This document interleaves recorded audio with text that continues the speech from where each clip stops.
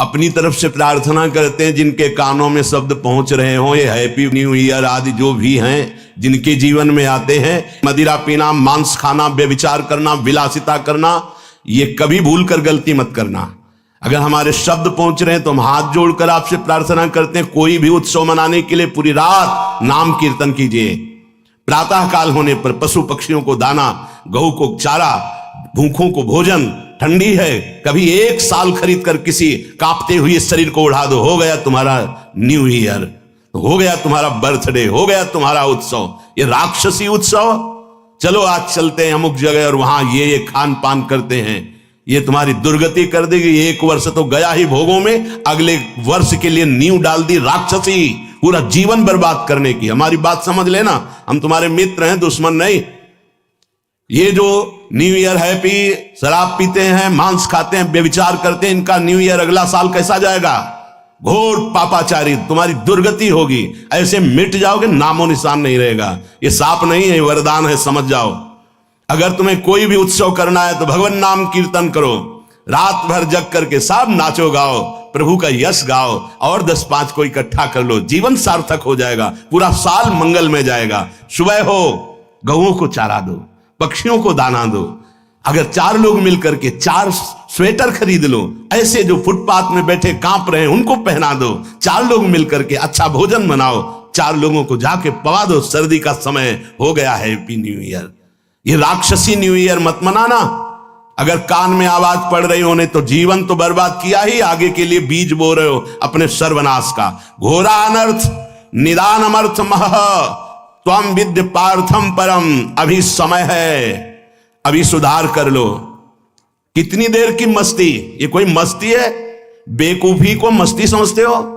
शराब पीकर गलियों में लड़खड़ाते हुए, एक दूसरे से झगड़ा करते हुए पैसा नष्ट किया, स्वास्थ्य नष्ट किया, बुद्धि भ्रष्ट की। ये तुम्हारा बड़े हो तुम? ये तुम बड़े हो?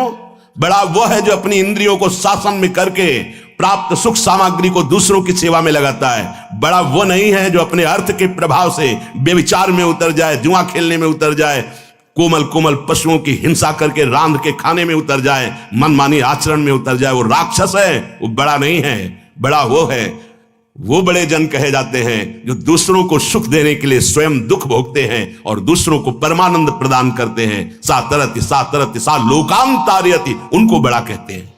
सोमनाथ दत्ता जी, पश्चिम बंगाल से। राधे राधे महाराज जी। महाराज जी, आजकल बहुत सारे ऐसे प्रश्न आ रहे हैं कि 1 जनवरी 2025 से नया साल लग रहा है, हम अपनी गलत आदतों को छोड़ना चाहते हैं। महाराज जी, इसमें हमारा इसमें एक वो था महाराज जी, क्या होता है कि नियम तो लिया बट कुछ दिन बाद फिर टूट जाता है महाराज जी, ऐसा क्यों और इसको कैसे दृढ़ करें? देखो, बिना भजन के आप में पावर नहीं आएगा और बिना पावर के कोई संकल्प रुकता नहीं है। जैसे हम कसम खाई, संकल्प लिया, तो उसके लिए हमें पावर तो चाहिए, अध्यात्म बल, वो मिलेगा नाम जप से। जितना नाम जप करोगे, श्री हरिवंश नाम बल लहो, अपने मन भाई सब कहो, रहो शरण हरिवंश की। जब हम आचार्य और गुरु की शरण में होकर उनका नाम जप करते हैं तो हमारे अंदर बल बढ़ता है। आज से नहीं करूंगा तो नहीं करूंगा। अब बल नहीं, हमने कसम खाया, मन ललचा रहा है तो 2 दिन 4 दिन 10 दिन लड़ेंगे, इसके बाद फिर गिर जाएंगे। तो हमें लगता है अगला पैर यदि हम ठीक से जमा लें तो पिछला अपने आप उठ जाएगा, उसके लिए प्रयास नहीं करना पड़ेगा।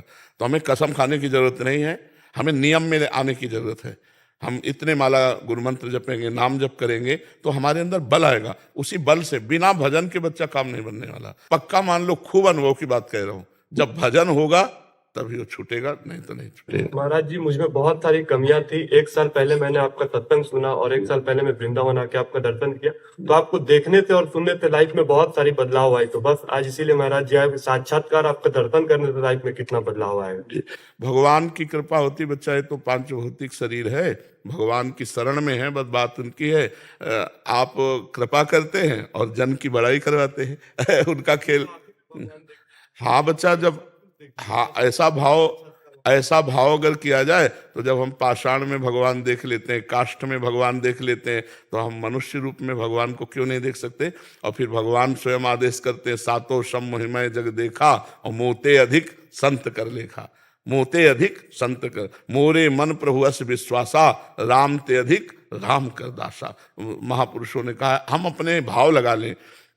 एक संत एक गांव में गए तो भक्त की परीक्षा कि कौन भक्त है इस गांव में, तो सब लोग आए, महाराज भिक्षा पालो। तो उन्होंने कहा जो 100 यज्ञ करता है उसके हम 100 यज्ञ, बहुत बड़ी बात होती है, वो तो 100 यज्ञ करने वाला देवराजेंद्र की पदवी को प्राप्त होता है। गांव में कहा कि जो यज्ञ करेगा 100 यज्ञ करेगा या करने वाला कर चुका है उसी, तो कोई प्रण नहीं ले सकता 100 यज्ञ की, बहुत दाम चाहिए, रुपया चाहिए यज्ञ के लिए। अब गांव से पहले ये था कि कोई भूखा ना जाए, अतिथि भूखा ना जाए, संत भूखा ना जाए, बड़ी मर्यादाएं थी पहले, बहुत मर्यादा थी। आग चाहे जितना पापी हो, अगर अतिथि बनकर आ गया है दरवाजे पे तो उसका सम्मान किया जाता है। अतिथि देवो भव, पहले अतिथि देवो भव, कहीं कहीं मकान में भी लिखा होता था अतिथि देवो भव। तो वो संत बोले कि अगर कोई यज्ञ किए हो, तो एक नववधू थी, वो सत्संग जाया करती थी, उसने कहा हम महाराज को भोजन पाएंगे। भोजन लेके गई तो महाराज ने देखा, बोले बच्चा तुम्हारी नई अवस्था है, अभी 100 यज्ञ कैसे कर लिए? बोले महाराज 100 तो बहुत कम होते हैं, अगर संत दर्श को चालिए तज माया अभिमान, ज्यों ज्यों पग आगे बढ़े कोटिन यज्ञ वो पा लिए, क्योंकि सत्संगी थी। अगर हम संत दर्शन के लिए अभिमान छोड़कर जाते हैं कि आज हमें भगवान के भक्त के दर्शन होंगे, तो एक एक कदम पर करोड़ करोड़ यज्ञ का फल कहा गया है। संत दर्श को चालिए तज माया अभिमान, ज्यों ज्यों पग आगे बढ़े कोटिन यज्ञ समान। तो भगवान कृपालु हैं, वो इस सब पे कृपा कर रहे हैं, निमित्त अपने भक्त को बना देते हैं जिससे उसका यश होता है। भगवान छुपे छुपे सब वो ही कर रहे हैं, उन्हीं का प्रताप है।